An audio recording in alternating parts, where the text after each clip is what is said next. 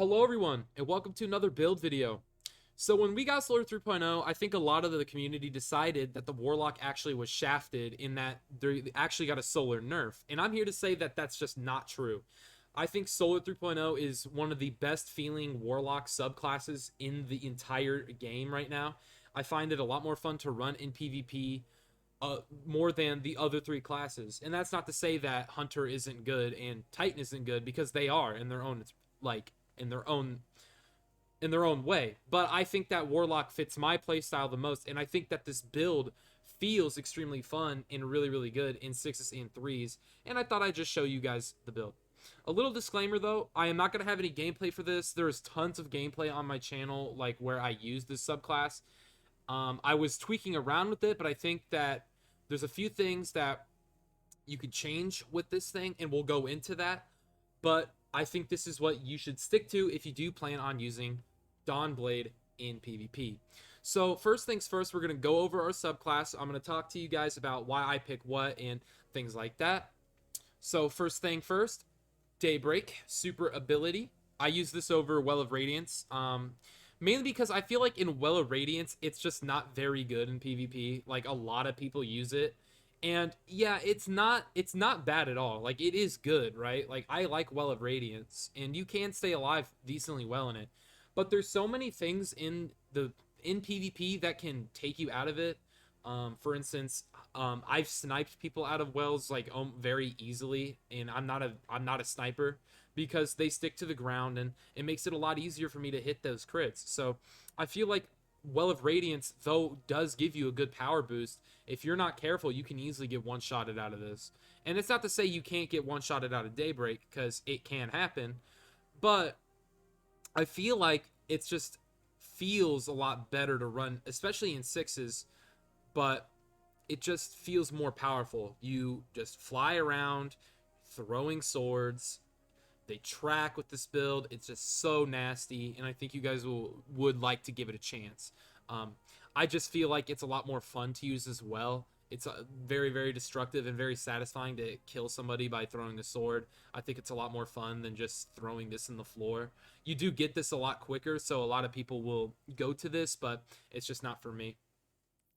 As for our rifts, I'm running Healing Rift. I see a lot of people running actually Phoenix Dive, and I'm going to be honest with you guys, I don't think it's a good pick.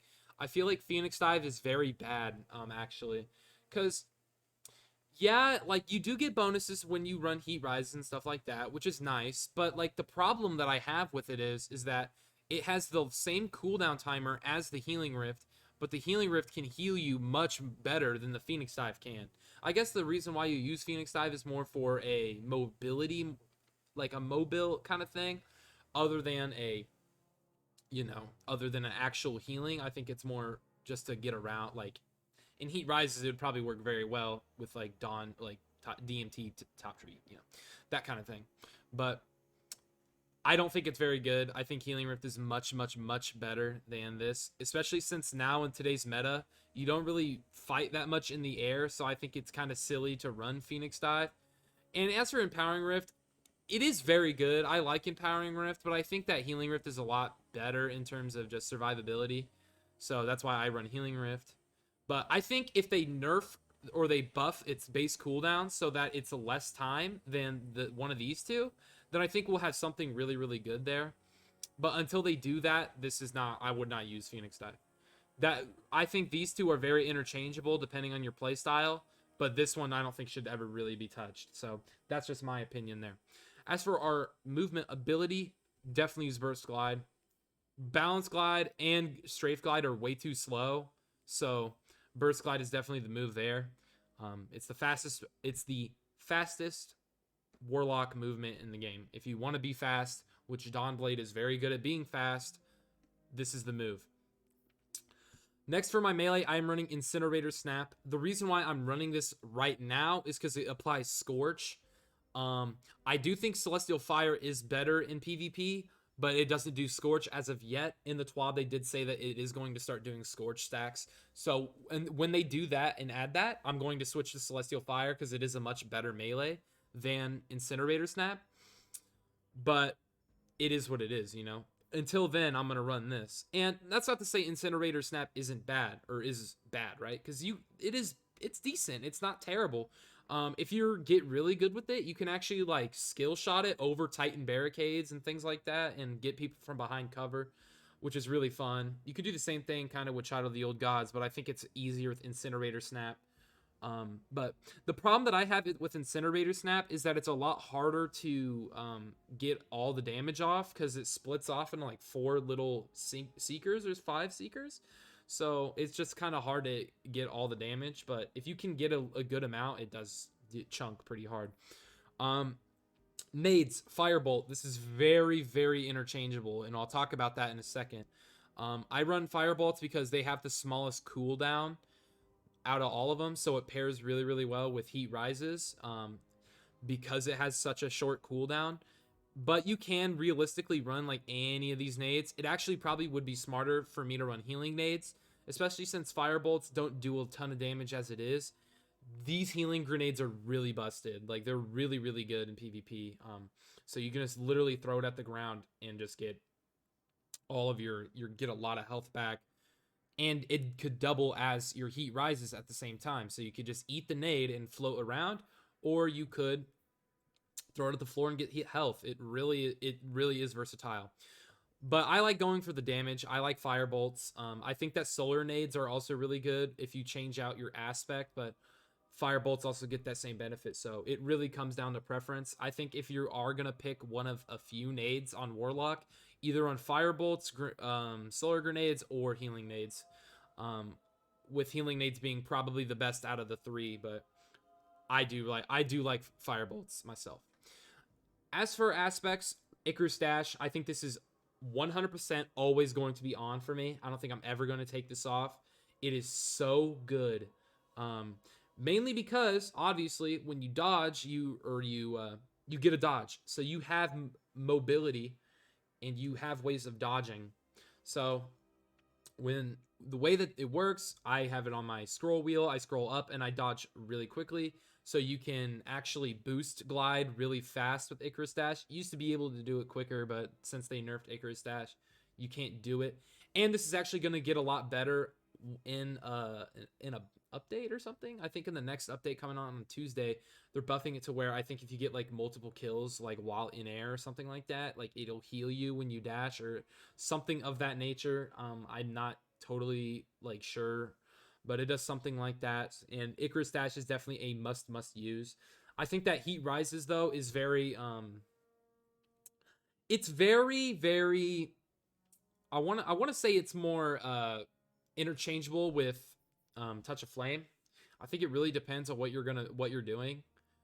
If you're playing more in the air or you want to have better in-air accuracy, I would run Heat Rises because you can eat the nade, get plus 70 to your in-air stat, and just absolutely destroy kids from above. It's really, really good.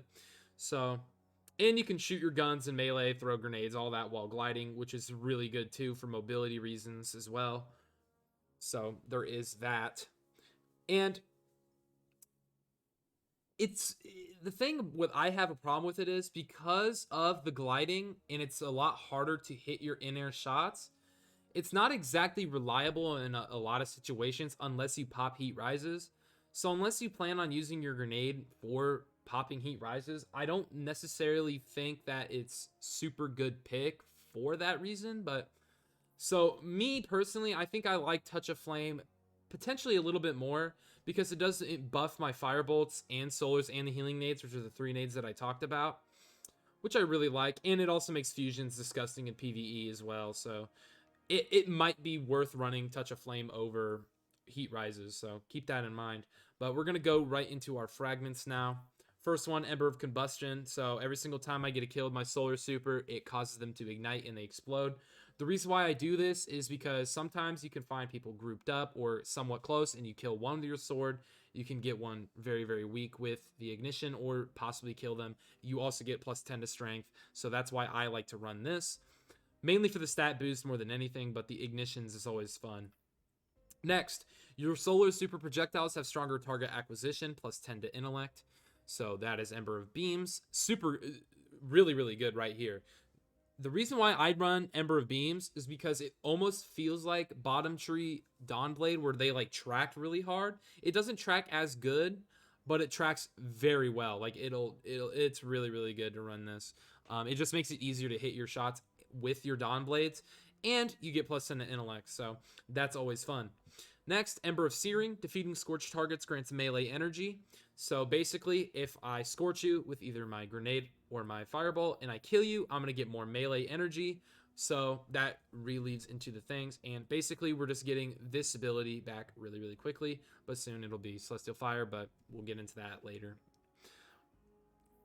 Ember of Char. This is the last one. It just came out like a few days ago. So your solar ignition spreads scorched to affected targets. So plus 10 to discipline. So if I scorch someone extremely hard with either these two or something like that, and they explode, then what's going to happen is it's going to spread more scorch to more people.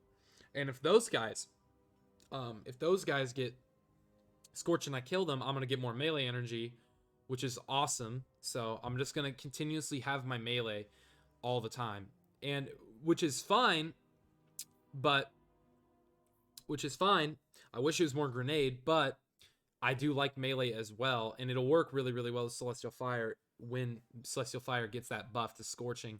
So, and I think once it adds that scorching, it'll be actually way more viable as well, because right now you can't double melee with Celestial Fire. So when they add that, you might be able to do it. And yeah, so it'll make this build a lot more just a lot better in terms of that. So that is it for my fragments and abilities and aspects, super, all that. And then we're going to talk about our weapons here. So I don't think weapons necessarily matter, especially for if you're using the OP like overcharge grenade thing. This is probably what I'm going to run most of the time.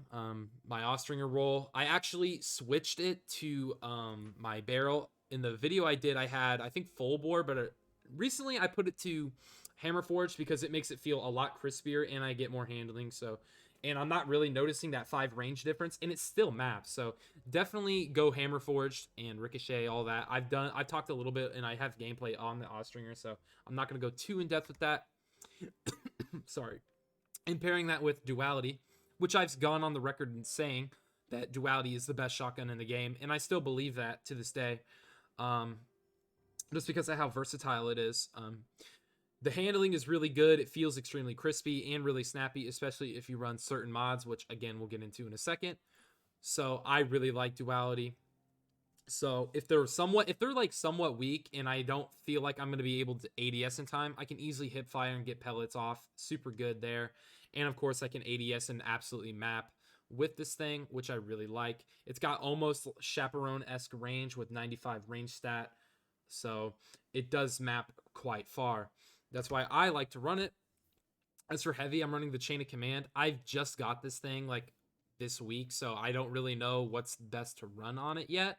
So until I figure that out, I don't know what I'm just gonna keep and play with it. I do like how it is now. It's not like super bad or anything like that. Yeah, I don't know. In Adrenaline Junkie, gets more damage and Demolitionist, so that's always fun. It's fun to use in PvP. I don't know how great it is, but yeah, it is what it is. Other weapons, or other builds, I should say, that you can run with this, and I think pairs very well. Any like legendary shotgun and a Dead Man's Tail. This is again one of my more favorite builds. As you can see, I use this Dead Man's like a lot, and I've used this one a lot, and I think this is probably one of the better rolls that you can get on this thing. So basically, you eat your nade, fly around the map, destroy people from across the map. I've done like 4 videos with Dead Man's, so I'm not really going to go too much more into that than that. But it is really good. But I do think that this is more fun, so I've been running Austringer and Duality. As for our mods, I got Kinetic Siphon and High Energy Fire, so it's going to be a Charge of Light kind of thing. I eat an orb, get bonus to damage. Really good there. Pairs even better with DMT because you can 2-tap from across the map, which is really gross. So definitely the move for that. Kinetic Siphon, the reason I'm running that is so if I get rapid kinetic weapon final blows, it creates an orb of light, orb of power, sorry, not an orb of light. So yeah, I really like Kinetic Siphon. I can make a lot more orbs. Next ability, or next armor piece, I should say, we have my gloves here. So running fastball, that makes my grenades throw farther. I like using this. If you're using healing nades, this is actually very, very not worth your time, not worth using. You could probably run double shotgun decks. I don't know if that does anything running two, but if it does, might be worth your time. So, and again, running shotgun decks, that makes our shotguns way faster when we pull it out and stow it. So that's really good there. And quick charge. So basically, I feel like it gives you, it's going to give you that quick draw, or that it's going to give you that dexterity feeling while also becoming charged with light by getting a lot of shotgun kills. So if you ape a lot, this is a must use. And now with this being a seasonal armor artifact, these two you can have at the same time, and your shotgun pulls out extremely quickly. So these are a must have together in my opinion. As for this armor piece right here, unflinching hand cannon aim. With the unflinching changes, I feel like you're going to need a little bit more flinch resistance. It's not too bad right now, and I don't really notice a ton of flinch with my hand cannon, so maybe this is actually way better than I give it credit for, but I do like running unflinching hand cannon, and of course powerful friends. So I become charged with light, and nearby allies also become charged with light if they are not already. So if I become charged with light, you guys get charged with light, things like that. And you get plus 20 to mobility, and that's free stats, and I don't know why you wouldn't take the free stats. So there is that. As for our boots here, Absolution reduces all ability cooldowns each time you pick up an orb of power. So every time I pick up an orb, not only am I charged with light, but my abilities cool down quicker. Super good there. Running a shotgun holster, I actually really like shotgun holster. It makes me not focus on my shotgun as much, and I don't have to worry about it being loaded as much. So that's why I run shotgun holster. It just makes a little bit easier for me to focus on like one weapon at a time. So when I pull out my shotgun, most of the time it's going to be loaded. Next mod, charge or radiant light, which is not a charge with light mod. So when I cast my super, nearby allies become charged with light. So I get plus 20 to strength because of this. So again, free stats. That's why I'm running this. You get plus 20 strength, and I don't know why you wouldn't take plus 20 strength. It's literally free stats. So obviously gonna run that. And for our bond here, we've got two bombers. So every single time I use my class ability, I get decreased grenade cooldowns. And I already get my grenade back really, really quickly anyway. So these just pair really, really well together. You could probably take these off actually and run Solar Fulmination so that our ignitions do increased damage and an increased radius. So you might get more kills with one sword or something like that in PvP. And using my taking charge so that I become charged with light by picking up an orb, which is a must use. So that is the build that I run in PvP. And now I'm just going to quickly go over our stats. I have 4 mobility. Realistically, I don't think you need this much, but you might need 4. I think 4 is a pretty good level on Warlock, but because I use transversive steps, it's not really an issue for me to have high mobility. My sprint's already buffed, and sprinting reloads my weapons, so not really a thing I have to worry about there. You might want it a little bit higher if you're running something like Ophidian Aspects or something of that nature, but I think on Warlock especially, mobility is not really a necessary perk. Next is Resilience. So the thing about Resilience is it's actually very important to have right now, because it reduces your flinch actually. So the higher Resilience, you actually have less flinch. So I think 6 is a really good place to be at. I think maybe I would go a little higher, maybe a tad bit, but I think with the unflinching mod plus 6 Resilience, you really don't need that. Need it to be that high. These two pair together, I don't really notice a ton of flinch, and of course my Austringer is extremely stable as it is, so I really don't feel the flinch that much. So I think 6 is a good place to be at. 10 recovery or max. So the reason why, we recuv our health way quicker, and we get our rift back way quicker as well. So this is probably the most important stat on Warlock right now. You can probably argue for discipline, but for me personally, I think it's recuv, just because you can get into fights a lot quicker and you get your rift back, like I just said. Next is discipline. So again, discipline is very important again on Warlock. I think you should probably go for your most important stat being recovery, and then maybe resilience and then discipline, or discipline and then resilience. That's really up to you.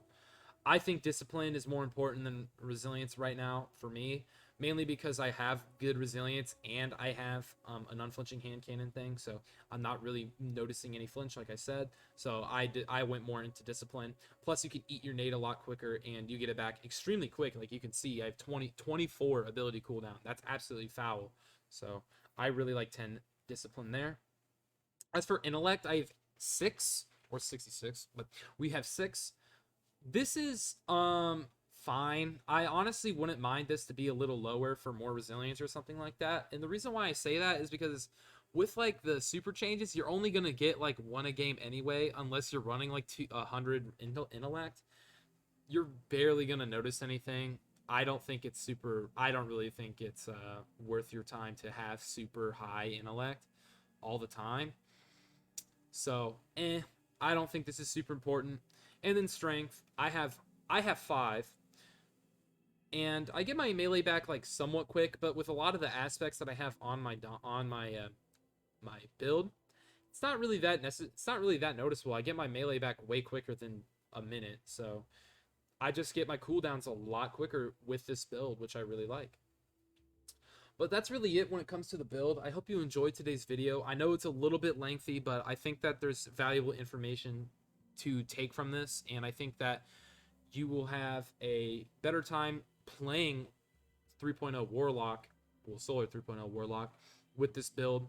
But maybe give it a try. Leave me a suggestion in the comments for maybe is there something that you guys like that I'm not running? Let me know. I would love to hear it. But that's all I have for today, guys. Like I said, I'll catch you in the next one, and have a great day.